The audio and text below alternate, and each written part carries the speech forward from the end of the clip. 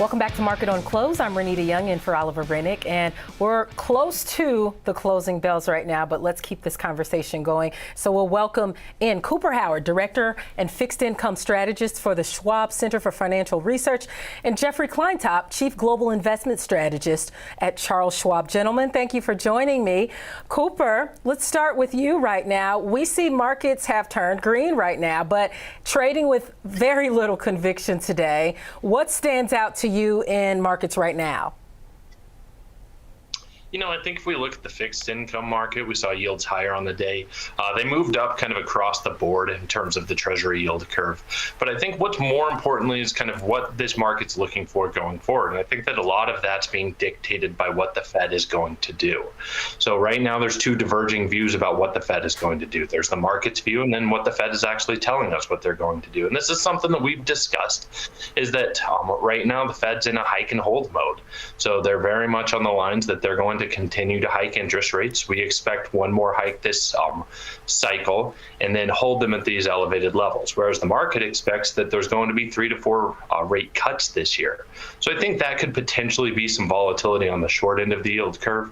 But as far as the day-to-day moves, right now it was a very light day in terms of economic activity. Going forward, we get a little bit more activity or economic releases as far as housing market goes. So that'll be notable to watch. But I think that it's going to be looking at it through the eyes of what the Fed is going to do. I really don't expect anything that of those data reports to change the way that the Fed is expecting to look at it. So that's kind of what's dictating the market right today.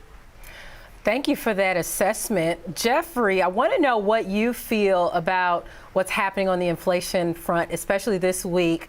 Will it be more hawkish speak? And then let us know what you see happening in markets broadly today. Well, today was the 127th Boston Marathon, and we've got a marathon of Fed speakers this week. We just talked about some of the risks that the market faces in terms of, is the market right? Is what we're hearing from Fed officials right in terms of what the Fed's going to do? It's two different stories. We're going to hear from a ton of Fed officials this week, presidents and governors, on what their outlook is, and no doubt we're going to get a lot of news there.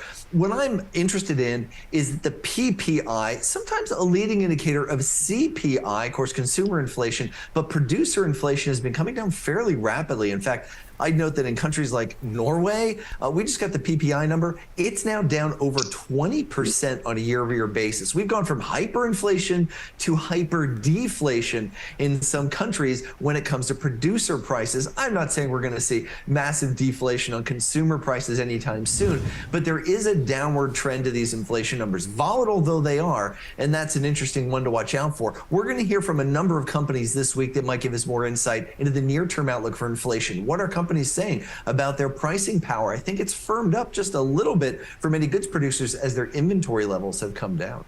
You're absolutely right. And I'll be looking to see that, how our inventories, that's one of the main areas that, especially with retailers, people have been tracking.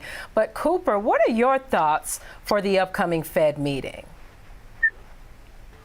You know, I do expect that they'll hike by 25 basis points. I would not be surprised if they signal that this is potentially the end of rate hikes. They'd probably keep the line item of further tightening maybe warranted in line.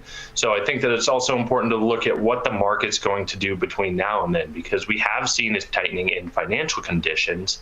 And given all the volatility in the banking sector, it wouldn't be surprising if we continue to see tightening in the financial sector. So maybe the market's actually going to do a little bit of the Fed's job for them, but I don't think that's really going to change the trajectory of this next meeting.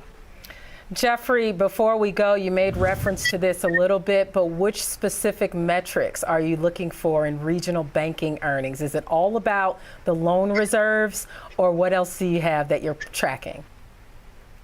You know, overall, I mean, I think I just want to, it's not so much about reserves or deposits. I think it's more about the lending picture. How firm is their outlook in terms of demand for credit? You know, when we look out to some of the data that we're seeing in terms of the loan picture, it doesn't look that bad to me, but obviously, we don't know what the extent here in terms of the tightening credit standards may look like from banks. But one thing we do know is that lending is absolutely critical to economic growth, and we'll have to see. It's interesting that China's headed in a different direction, right? China's actually easing lending standards, lowering bank reserve levels, whereas most of the other countries are raising them, and that's a very different perspective than in terms of how we look at the momentum behind the world's second largest economy, whose GDP comes out tomorrow, by the way, versus the rest of the world that might be in a slowing trajectory. So sets up a very different outlook, and one of the reasons why we're seeing better international stock market performance this year as we did last year.